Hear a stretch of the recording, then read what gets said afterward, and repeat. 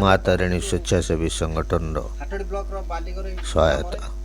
ମା ତାରିଣୀ ସେବା ସଂସ୍ଥା ହାଟଡି କେଉଁଝରର ସ୍ୱେଚ୍ଛାସେବୀ ଅନୁଷ୍ଠାନ ଦ୍ୱାରା ହାଟଡି ବ୍ଲକ ଅନ୍ତର୍ଗତ ବାଲିବୁରେଇ ଗ୍ରାମର ବାଙ୍ଗାଲୋରରେ ଶ୍ରମିକ ଭାବରେ କାର୍ଯ୍ୟରତ ମୃତ ବିକ୍ରମ ପୁହାଣଙ୍କ ପରିବାରକୁ ଅନୁଷ୍ଠାନର ସଭାପତି ଶ୍ରୀଯୁକ୍ତ ନନ୍ଦୁଚରଣ ଜେନା, ସୁଶାନ୍ତ ମହାପାତ୍ର, ନାରାୟଣ ନାୟକ, ଚକ୍ରଧର ରାଉତ, ମଧୁସୂଦନ ସାହୁ,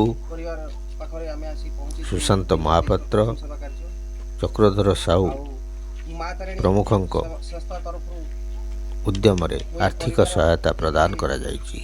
ପ୍ରକାଶ ଥାଉ କି ମୃତ ବିକ୍ରମ ଟ୍ରେନ୍ ଯୋଗେ ବାଙ୍ଗାଲୋରରୁ ନିଜ ଗ୍ରାମକୁ ଆସୁଥିବା ବେଳେ ରୋଗାକ୍ରାନ୍ତ ହୋଇପଡ଼ି ମୃତ୍ୟୁବରଣ କରିଥିଲେ। ସେ ପରିବାରର ଏକମାତ୍ର ରୋଜଗାରକ୍ଷମ ବ୍ୟକ୍ତି ଥିଲେ। ବର୍ତ୍ତମାନ ବିଧବା ପତ୍ନୀଙ୍କ ସହିତ ଗୋଟିଏ ଝିଅ ଏବଂ 5 ବର୍ଷର ଭିନ୍ନକ୍ଷମ ପୁଅ ଅଛନ୍ତି। ମା ତାରିଣୀ ସେବା ସଂସ୍ଥା ଆଗାମୀ ଦିନରେ ଏହି ପରିବାରକୁ ଅଧିକ ସହାୟତା ପ୍ରଦାନ ନିମନ୍ତେ